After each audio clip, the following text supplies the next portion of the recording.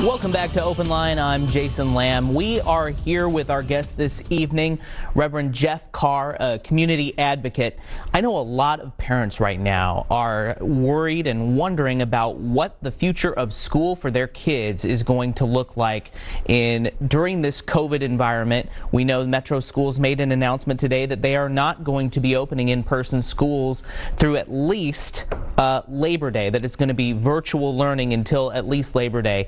Part of your Infinity Plan talks about essentially turning churches, mosques, synagogues, temples into what you call neighborhood safe distance learning centers, and it would use some of the CARES funding for that. Can you talk a little bit about what that plan would look like? Yes, thanks, Jason. I appreciate that. This gives us an opportunity to get into the weeds.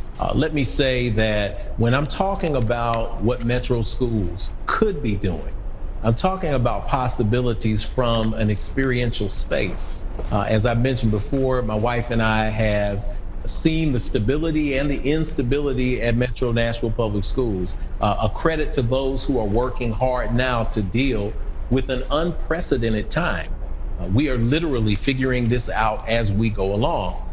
Why the last 5 superintendents? Well, we've got 5 kids from 25 to 8, and we've seen 5 superintendents in the course of them navigating through schools. We know that it is an era of change for us, but it's also an opportunity. We're facing obstacles with COVID-19, but we have opportunity. Why do we have opportunity? Because the number one question that people ask in terms of whether our kids are going back to school or not is safety. How are our kids going to be safe? How are our teachers and support staff going to be safe? How do we make sure that we look out particularly for the least of these? That is my concern, and that is why in the Infinity Plan, I put together a reasonable way to have safe distance learning at satellite centers. In Nashville, we have churches, we have mosques, we have synagogues, we have libraries, we have community centers on almost every block. If you engage them, if we can be creative enough to engage them as satellite learning centers, outfit them with technology that supplements the number of kids who do not have access to technology now, we could provide a third option to allow people who can't afford to get their kids into a daycare and can't afford the binary choice of, hey, send them to school or keep them at home. We afford them with an opportunity to engage in community. As long as there's no religion being taught or no conversion being held, we can outfit them. A question that will come up in all of these discussions is, how will we pay for it? We have a 34% tax hike that just hit a lot of people. And people are saying now, how do we pay for it? Well, the CARES Act provided us with $120 million to use for Nashville for COVID-19 relief. In the Infinity Plan, we don't just talk about what the problem is, because I don't buy into the concept of criticizing without offering a solution.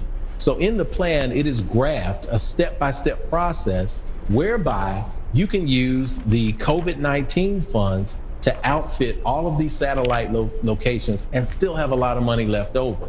The reason why it's important for us to use these funds, Jason, they have to be refunded to the government by December if we don't use them. We have an opportunity to sit with an unlimited pot of money. Well, some people would say $100 million is limited. I would say that's pretty unlimited when you're being creative. But when you have an opportunity now to use this money, why not push ourselves to be better, to be brighter, to think about the people who need to be fed, who are going to be outside of a school building. Think about the parents who have to go to work because they are essential workers and cannot afford to put their kids at home. Let's think about what happened with shelter at home. We had an 800% increase in domestic violence incidents and calls that came into the YWCA. Everyone is not getting the same luxury at home. What do we do about the children who are left out?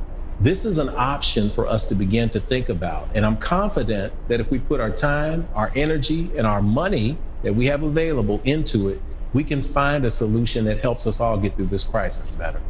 And we want to encourage you, our viewers, to call in during this show. The number is 615-737-PLUS, 615-737-7587. These are some very creative ideas we're hearing from Reverend Jeff Carr. I did want to mention the Metro Schools announcement today. They said that they're going to be preparing 44,000 learning devices and 17,000 hotspots for children in preparation for not returning to school in person until at least Labor Day. Do you feel like that plan addresses enough that concern you have about the parents not able to be at home, looking after these kids that are doing this virtual learning online? Sure. Well, I think, Jason, we've got a couple of different layers, and I watched the press conference today, and I got the emails because we are MNPS parents. We're not talking about anyone else's kids. We actually have literally skin, flesh, and blood in the game here. So when we think about what we would do with our kids, we are fully willing to make a sacrifice, as we have before, to supplement the education of our kids, even if it means us having to put the kids in the car with us and take them to the office and sit with them. However, every family in Metro does not have this luxury. We've got 86,000 kids in Metro, and a number of those are on free and reduced lunch. So what do you do with the kid who does not have access to childcare, does not have access to correct supervision, does not have an educational coach in place to assist them with virtual learning? Those are the questions that were not answered today. And those are the questions that people have asked in parent groups. My wife, Kanitha, who was the genesis for the idea that's in the Infinity Plan, as she is a nonprofit executive, an award-winning nonprofit executive and manager, and also a founder of 2 PTOs in low-performing schools where our kids were, that wanted to actually make a difference. All of these questions have not been answered yet. What we have to get from the city, what we have to begin to get from Metro Nashville Public Schools, is a confident path forward. I understand times are different, times are new. We've received mixed messages over the last month. We're going to school, we're not going to school. We're gonna have a hybrid presentation. 2 days later, oh, it's gonna be send your kids to school or keep them. Now we are in a space where we're going to get the technology to people. The question's asked how? Well, we're not sure. That doesn't instill confidence. I think we have an opportunity now to create new ways to go forward. And this is one of the reasons why we've issued the Infinity Plan, to give people a guideline for doing that. And COVID, of course, has forced a lot of people to be a little more creative in problem solving in these kinds of things.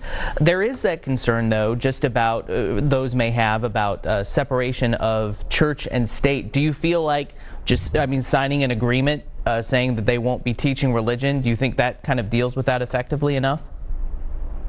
Yeah, I think it does. I think also you're going to have Metro School employees who are going to be operating in these safe distance environments. In one school, it's not realistic to think that you could send a kid to a school and have them safe distance. National studies have shown that on an average school bus, if you have people safe distance, that would put approximately 9 students on each school bus. So if you have large auditoriums at schools, if you have large auditoriums at churches, mosques, synagogues, temples, spiritual centers, libraries, community centers, where people are able to safe distance, if you plan and execute it well, it presents a unique opportunity for us to protect the kids, protect the teachers, not expect them to be disease control specialists. And one of the aspects in the plan is engaging with the local medical schools and the medical community to bring in students, to bring in doctors, to bring in technicians, to make sure that safe practices are there. And the money that comes from the COVID Act, the CARES Act, goes directly toward paying salaries. Another component piece, because this is all intersectional, is the arts. Individual instruction in the arts. And I'm an artist, the arts are the first thing to go. What do you do with 79 artists from the Nashville Symphony who have been furloughed, who can't make a living right now?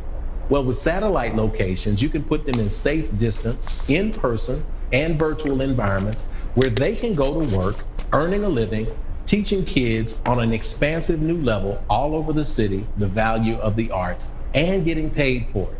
I'd rather do that than sit up and look back weeks later and say, we had a pot of money, we had an opportunity to envision something new, we turned it down, we stumbled, and we sent 80 to 90 million back to the federal government because we didn't make ourselves be creative.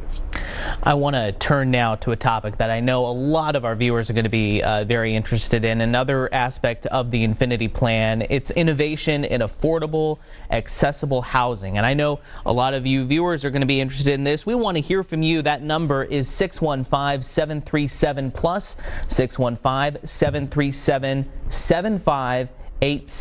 This is your show, and we want to hear from you. But Rev Jeff, can you talk about this One Infinity Way proposal? You mentioned it a little bit earlier in the program, but let's get into a little more of the details of what this would look like. One Infinity Way is an innovative, accessible housing community for cats, and that's an acronym. So not for little bitty cats, but for creatives, artists, and teachers. Those are the lifeblood of what makes Nashville what it is. We are Music City because of the creativity of the Fifth Jubilee Singers and then the ensuing country music industry. We have artists who are genius level people. When I was in my 20s and 30s, I had to leave Nashville to make a living. As an artist, I had to leave Nashville to find the opportunities that I wanted to have. And it was easy to starve in New York if you had a few roommates when I was living there, or in Los Angeles or Alabama, wherever I went. I was able to come back and make a living in Nashville. But at that point in the 90s, if I were to move the prices from today into the 90s, I don't know how I would have survived. So we have people who work in our community. And as one of the callers said earlier, they are forced to move out of county to live. What happens when somebody in law enforcement, somebody in the arts, somebody who's a teacher lives out of county? Now you're separated from the community that you serve every day. That doesn't give you an opportunity to humanely connect with people who you are working with every single day. One Infinity Way is a way to look at local government, at the landscape, and say, you know what? We don't need to wait. The Infinity Center, and I'm talking to you from the Infinity Center in north side of town, the Infinity Center has committed our land and our property to help build this. We're going to put our skin in the game and ask members of the city of Nashville to step up with us. One Infinity Way will create innovative, studio twin, sustainable housing for creatives, artists, and teachers. They will have slant roofs for gathering water.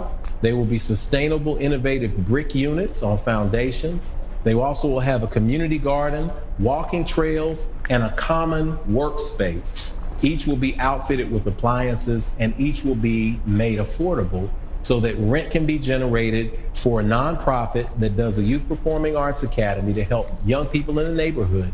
But more importantly, we can keep that time, that talent, that energy in the neighborhood, particularly those who have been affected by the tornadoes. Tornadoes devastated North Nashville, and a lot of young artists are not going to be able to move back into the spaces where they live. This is an opportunity to do that. And so we're calling on the city of Nashville and everyone who is under the sound of my voice to assist us with that by putting something in it. It is a crowdfunding project. It's completely radical, it's completely insane, and it's okay, because I've done it before. Some people say, well, Carr, you do crowdfunding. You slept on a roof once to send some kids to a performing arts academy. I did. I slept on a roof for 7 days in a tent. We raised $50,000 and taught some kids how to act out on a stage instead of on a street corner. We did the same thing in building Nashville's first tiny house village, a different kind of project for the homeless. We did the same thing with the crowdfunding of this facility, and so we're doing it again. And I invite people to download the Infinity Plan and see that, or they can visit the link, pause and visit the link, gofundme.com/One Infinity Way. And it's the numeral 1. So if you go to GoFundMe, and you can search 37207, because that's the neighborhood we're in. We're on the line of 07 and 08. And our plan is to crowdfund this. We want to raise $1 million. We just opened the GoFundMe. We've already got contributions coming in from people. So I think now we only need About 998,000. So this is a way to create, I always say, well, $1 million, it's not $1 million anymore. It's 998,000. But this is a way that average everyday people, people who are in corporate America in Nashville, people who are professional athletes or with organizations who want to answer the question, what can I do to help? What can I do to provide equity? Here is something that you can tangibly put your money, your time, and your talent into, and we can make this a proof of concept model. Because if we can do this, we can show what can be done by other organizations across the city to help a population that needs it. You do have that crowdfunding history. It's $1 million, though. I guess a little bit less than $1 million now. That's a pretty tall order, don't you think? I think it's an incredibly tall order. I've never raised $1 million in my life. But before I raised $100,000, I never raised 100 in my life. I think that we have to dream big. We have to have the responsibility to dream big. If we don't dream big as a city, if we don't start to dream of a city that will work out for every single citizen, then why are we here? So we're going to go for that. Again, we're going for $1 million, and now we're down to 999. That's going to tick to 988 because each person that gives becomes a part of something bigger. We have to dream big so that we can change big. And what society needs right now, Jason, is change. We are in a moment of growth that we have not seen before in our country. The streets are speaking. Corporate America is speaking. Government officials are speaking. Average everyday educators are speaking. We have a remarkable opportunity right now to take what we perceive to be as something negative and turn it into something that can benefit generations to come. All right, we got to take a break. On the other side, we're going to be talking about the recovery effort from the tornadoes here in Nashville, as well as COVID-19. We want to hear from you. 615-737-7587 is the number. 615-737-PLUS. We'll get to more of your calls after this.